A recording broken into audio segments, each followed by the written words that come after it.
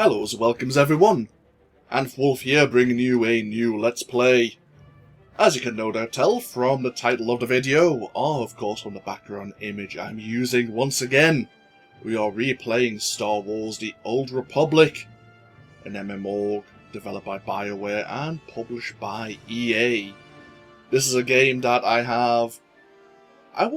don't want to say fallen back to, over the many years I've been creating content here on YouTube, but this is a game I always return to because I quite enjoy revisiting the class storylines. And here we are once again with a replay of the Smuggler series. So, this first video is not going to really include any gameplay, it's really just me here introducing the game once again, explaining some of the background and relevant information for you all, and then we'll get ourselves into character creation and go through the opening scroll and opening cinematic, and then the next video will actually be where we explain some basics of the UI and actually get into shooting some people as a smuggler. So let's actually get ourselves into this, shall we? Star Wars The Old Republic is set in the Old Republic era of the Star Wars universe. What that means is it is set 3,500 years or so prior to the events that most people are familiar with, which is of course the movies. It is also set, I think, about 300 years after the events of BioWare's own Knights of the Old Republic, which I have heard a rumour of that they are planning to do a remake or remaster of the original Knights of the Old Republic, which would be lovely to see, but current BioWare, if it's done, I hope it's done well. That's all I'll say on the subject. Either way, timeline-wise, regardless of what class you play as, we're in a time period of great unease, and as a smuggler, this is a prime opportunity for us to make a name for ourselves. What's happened previously, 10 years prior to when we actually get to play our character, called an end to the Great Galactic War. What had happened was the Sith Empire had emerged from the outskirts of the galaxy and basically started their galactic conquest. And they did extremely well. They were getting pushed back in some form or another by the Galactic Republic, which was able to rally the numerous worlds that it consists of, but the militaristic and expansive way the Empire were waging the war. All in all, for me personally, I think if all things had persisted, they probably would have won, and the Republic would have capitulated. Regardless, for one reason or another, the Sith Emperor pushed for peace. And even though the Treaty of Coruscant, as it was called, was very favourable in terms of the Empire and the gains they made, they actually were allowed to keep most of the worlds they had conquered. And there was a sort of neutral zone devised between the Republic and the Empire, where various neutral planets that may have not been part of the Empire or Republic already actually consist of. But 10 years on, here we are as our player character. And as I say, the Republic and the Empire both know that this peace treaty will probably never last. But they try and keep the status quo, and as a smuggler, well, as I say, opportunities arise. There are legal and not so legal activities being participated by both major factions, and of course the neutral worlds are trying to, survive and make gains for themselves in one way or another. and that's where we find ourselves. The Smuggler has 2 advanced classes, the Gunslinger and the Scoundrel, and we'll have a look at them in more depth in character creation in just a moment when we switch over to the game itself. In addition, this is going to be what I would call a long Let's Play, where not only are we focusing on the Smuggler's class storyline, but we'll also be visiting the various worlds and assisting the Republic in their efforts. We aren't officially part of the Republic, but for some situations our paths, our plans may coincide, and so despite us not really being against the Empire, it might just happen to turn out that way. But apart from the various class and world missions, we'll probably be doing a vast multitude of the side and exploration missions as well, which give us a bit more explanation of the worlds and what's happening on the planets we're visiting at that particular point in time. But I don't think there's much else I really need to go into, and I've probably forgotten 1 or 2 things, but if I remember, I'll talk about them during character creation. So I'll switch over to the game, and I will see you in just a moment. I'll be right back. And welcomes back, everyone. So, let's get ourselves creating our character, shall we? So, we are going to be playing on the European server Darth Malgus. Of course, we played this game enough and recorded it for YouTube that we are considered a legendary character, because we've completed all 3 of the major story arcs for all of the playable classes. Happy days! And yes, I am waiting to take Marathi into the Onslaught expansion, but I've been in the mood to play as an Imperial agent or as a smuggler again.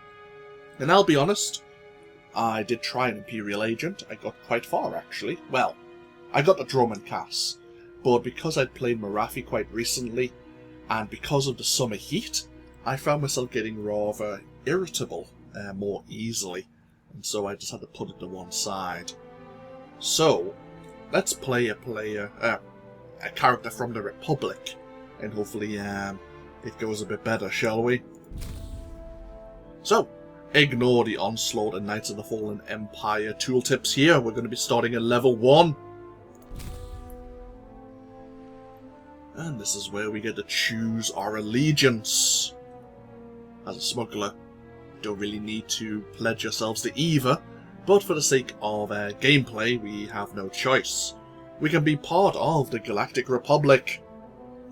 Founded 20,000 years ago by explorers and diplomats, the Galactic Republic is a vast democracy led by the Supreme Chancellor. The Republic is a chaotic amalgam of many worlds, corporations, and species, which often clash with one another. As I always kind of mention at this point in time, I love democracy, as Chancellor Palpatine may have once said, but there's so much bickering, there's so much red tape involved, that it truly takes a galactic threat like the Empire turning up for them to actually rally and do something about it. Otherwise, those many worlds, corporations, and species kind of want to keep the status quo. They kind of want to look out for themselves and profit in one way or another. Of course, we can also be part of the Sith Empire, a rigid militaristic society where aliens are subjugated and the Sith Lords are supreme. The Empire is ruled by the mysterious, all-powerful Sith Emperor. To Imperial citizens, power is everything, and only the strongest ascend to glory. Yes, indeed, if you're not playing as a human or a pure-blooded Sith, your character may have some unique dialogue from certain individuals as you play through your storyline. Aliens are certainly looked down upon in the Empire and their expansive worlds that they're conquering, shall we say. What they don't mention is, even prior to the signing of the Treaty of Coruscant, the Sith Emperor seemed distracted.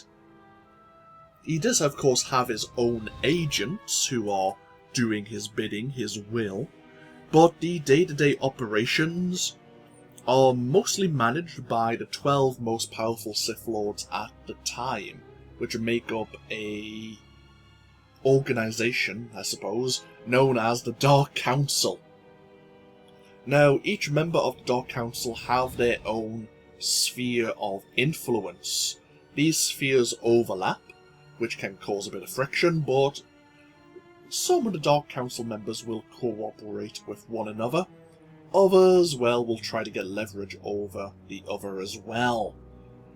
For example, in terms of our spheres, we have, for example, Darth Jadis, who has the sphere of Imperial Intelligence, and as you can imagine, the Minister of Intelligence and Imperial Intelligence as a whole answer to him.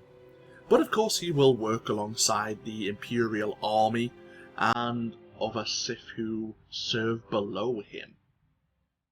But, as a smuggler, we're going to be part of the Republic, if loosely. Okay, so,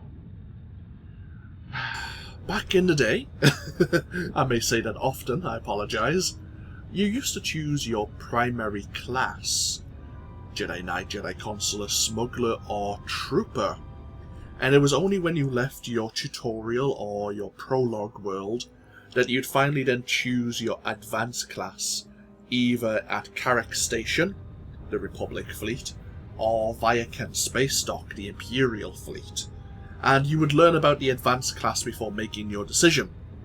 Now, with the, I think it was the Knights of the Fallen Empire expansion, you choose your advanced class here and now. And you can't take that back. There are discipline trees you can go down within that class, but, for example, especially the Smuggler here, let's have a look at the advanced classes. The Smuggler wields 2 blaster pistols, wears medium armor, and only uses the energy resource. In all 3 discipline paths deal damage in one way or another. Each path have their own series of unique skills, but you can't be a healer, for example, whereas the Scoundrel wields a blaster pistol and a scattergun, which is a shotgun. They wear medium armor again, but not only do they have energy, but they also have a resource known as Upper Hand to cast some of their abilities. They can also play as a healer, or there are 2 different DPS damage trees that you can follow. In addition, Scoundrels have a stealth field generator. They can go into stealth and avoid a multitude of enemies, whereas the Gunslinger has maintained the take cover mechanic, where they have a shield barrier which allows them to take cover behind and negate some damage. They can also roll into cover and boost up their defense that way. Now, the take cover mechanic, the rolling into cover mechanic, was true regardless of your advanced class back in the day, but they've now only given it to the Gunslinger or the Imperial Sniper if you're playing as an Imperial agent. They took it away from the Scoundrel and the Operative, which is kind of a shame. I think so anyway. For the purposes of this Let's Play, since we played as a Scoundrel last time as Malcolm, I think we'll play as a Gunslinger. Plus, when I was playing as a Sith Inquisitor, when I was on the planet Hoth, I encountered a gunslinger who kicked my ass pretty effectively. They have really good burst potential for their damage, and so even though I'd rather have a sniper rifle, it is a unique weapon for the sniper agent. I suppose I can let that go. I'm gonna miss using the stealth field generator, but you can't win everything, I suppose. So yeah, the gunslinger. The master of the trick shot, and willing to take advantage of every opportunity. The gunslinger learns how to fire 2 blaster pistols at once, specialising in long-range combat. Indeed, a lot of their skills have a range of 30 and later 35 meters, whereas the scoundrel has normally a range of a lot of its skills between 4 and 10 meters, I believe. So, we're going to be playing as a gunslinger. We get to choose our species. And I've already predetermined what my character's appearance will be. We're actually going to be playing as a Twi'lek. Instantly identifiable by their colourful skin and long head tails, also known as Leku. The Twi'lek people have long been oppressed, with only the rare group escaping slavery. I don't think, off the top of my head, have I played a Twi'lek before? I think I've been tempted, but I don't think I have. Instead, I think I've played 2 series as Togruta instead. Oh well, no matter. Twi'lek it is. And we get to play as a male or female Twi'lek. And there are different, obviously, voice actors for the roles. The major difference, I believe, obviously apart from the gender, is male Twi'leks have, I don't want to say normal ears, but ears that are more recognisable. Whereas female Twi'leks have these cones. I could charm the horns off a crate dragon. In addition, according to the wiki, according to the lore, Twi'lek females, or maybe just Twi'leks as a general rule, but Twi'lek females don't have eyebrows. They tend to paint or tattoo them on, as most other humanoid sentient races will look at eyebrows for another form of facial visual cues. So, we get to choose our character's appearance. I've also predetermined this, so give me a moment. Yeah, that's fine. That's fine. There we go. Eye colour. Perfect. There we go. Happy days. I don't take orders from anybody. Our Twi'lek here, she doesn't look like much, but hey, she wields her 2 blaster pistols quite effectively. So, the one last thing we need to do before we actually give our character a name is look at the Smuggler storyline.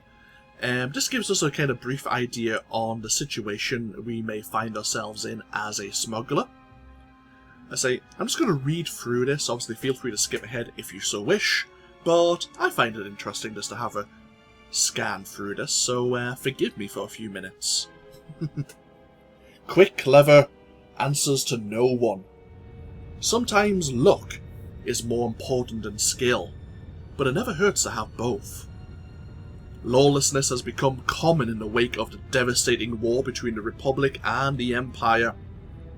Shifting political allegiances and marauding pirates have made independent space travel a dangerous enterprise. Cut off from traditional supply routes, entire star systems waver on the verge of collapse. An adventurous spirit who's not afraid to break a few rules can make a handsome profit hauling cargo to these hotspots, but it requires fast reflexes, fast wits, and a fast draw with a blaster pistol. Even then, the life of a smuggler is always a gamble. Stacking up enemies as fast as they stack up credits, smugglers only survive in this galaxy by being slick, sneaky, and street smart. Whether sweet-talking an attractive alien or bargaining with a hardened criminal contact, The smuggler's charm is a notorious asset, and often the ticket to turning around a deteriorating situation. If circumstances get too complicated, though, count on a smuggler to always have an escape plan. Experienced in flying under the radar, smugglers are amazingly elusive. Yet when backed into a corner, they quickly become cunning and often deadly combatants. Above all else, smugglers make their own destinies. Despite their affinity for credits, smugglers have been known to turn down lucrative opportunities when the clients demand too much control. Some smugglers are even more discriminating, refusing to work with slavers and representatives of the Sith Empire. It's a business where one is always looking for trustworthy allies, but they are often few and far between. Whether running an Imperial blockade or shooting down a double-crossing gangster, smugglers are always flying by the seat of their pants. Every deal carries a chance for wealth beyond their wildest dreams, or an anonymous death in the harsh void of space. And just to segue from that quickly, similar to where opportunities where clients may demand too much control. As a smuggler, sometimes some deals may be too good to be true, and I like to equate it to Shadowrun, a board game that where at least one time out of 10 your client will effectively try to screw you over and even try to get you killed. It's kind of a dog-eat-dog world, and we are a very small cog in a very big chain for some clients, and if we die, well, that's one less person who needs to get paid. So we always are going to have to kind of look over our shoulder and play it carefully, shall we say. Regardless, in regards to relations with the Republic, faced with choosing an allegiance in these uncertain times, smugglers have been forced to consider the implications of trying to operate under the tight controls imposed by the Sith Empire. Though never the most patriotic members of society, many smugglers have decided that siding with the Republic is siding with freedom, and of course to them, freedom is everything. The Republic has never indulged in a systematic prejudice against smugglers. Generally speaking, they have more commonly tangled with laws and law enforcement measures from specific star systems and not the greater Galactic Republic as a whole. Thus, it has not been overly difficult for the Jedi and the Republic military to accept smugglers as allies in resisting the growing dominance of the Sith Empire. Indeed, on the prologue world, we are actually making a gun run. I don't mind telling you that beforehand. And our contact for these guns is actually helping smuggle supplies to the Republic military on our prologue world of Ord Mantell. And as such, the Republic kind of turn a blind eye to his other dealings. Which I rather like. As there's a difference between smugglers and pirates. There's a kind of moral line that you can maybe cross during some of the decisions you'll make during this game. There is a moral decision you can kind of decide on how you want to play your character. If you're just out for the money and going to take any contract and wangle anything and everything out of your clients, or as a smuggler, are you going to be a bit more discriminating?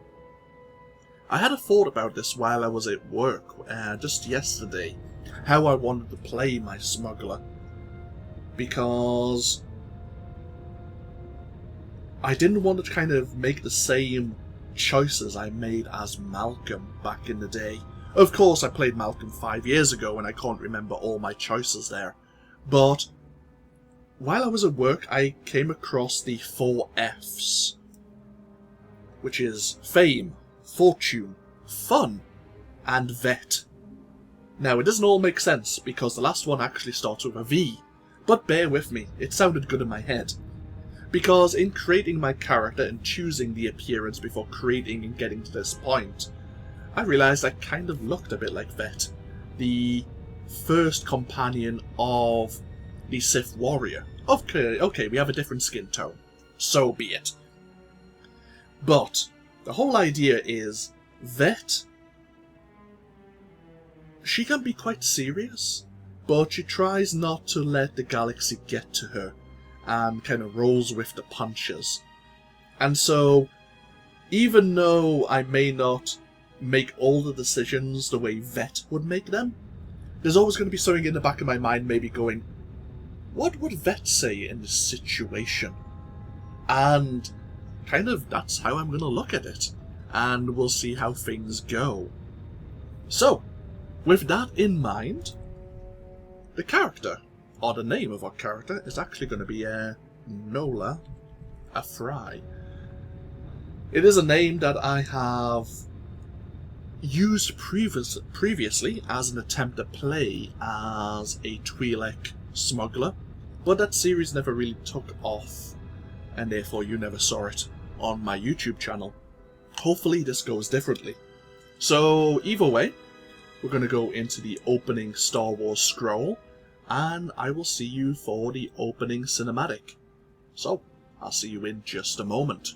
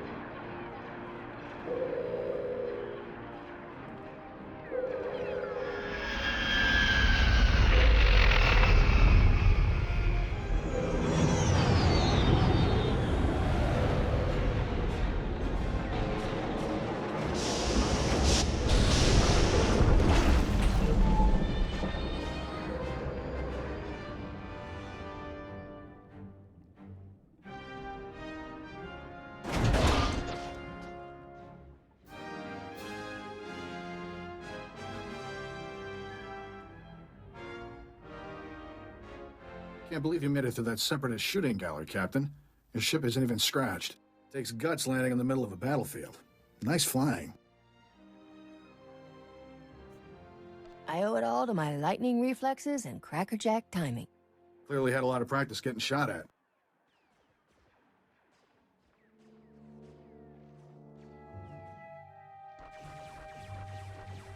Name's Skavik.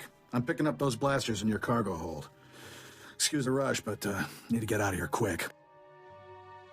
This village used to be safe, but the Separatists are taking over. If I were you, I'd haul jets as soon as we're done. Who are these people? What are they after? Separatists want to break away from the Republic. Judging from all the explosions, they're serious about the idea. Sounds like the bombing's getting closer. The Separatists will be right on top of us any minute. Here's your payment for making this run, Captain. As soon as I have those blasters, you'll be free to fly. Skavik, we've got a big problem. Separatists took over the local air defense cannon. Oh, slow down, Corso. What are you talking about? They deployed some kind of remote control stations, hijacked the cannon's targeting computer. Damn Separatists just destroyed an incoming Republic transport. What's the big deal? Don't you get it? The Separatists can attack any starship coming in or out of here. With those remote control stations, the Separatists can override the air defense cannon's computer, turn that firepower against us anytime they want. That's bad news, Captain. The Separatists will blast you out of the sky even if you think about taking off. The Separatists have remote control stations all over the area. You'll probably have to hit several before they lose control of that cannon. I should charge extra for my thrilling heroics. Good luck. Hope we see you again. Let's move, Corso. We're running out of time.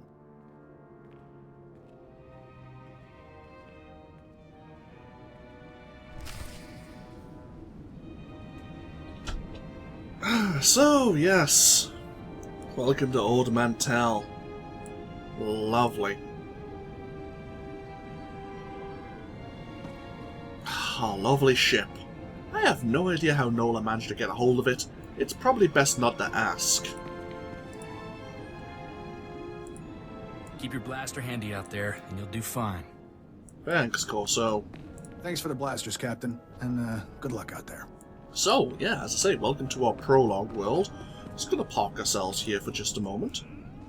Oh, ignore the gunfire in the background. But, yeah. Oh, it's a bit dark in this, right. Can't quite enjoy your ship there. That'll do, I suppose. Right. We'll end this here. Thank you all for joining me for this first part of our Smuggler replay series. As I say, when we come back, we'll actually get into some bloody gameplay. We'll deal with this air defense cannon, make sure we can take off and leave with our starship, and then we can pick another mission and try to make some lucrative credits. But thank you, as I say, thank you for joining me. As always, feel free to leave a comment on this first part of a new series if you so wish, and hopefully I'll see you once more when we actually get into exploring our prologue world of Ord Mantell. But that's then, this is now, and hopefully, as I say, take care.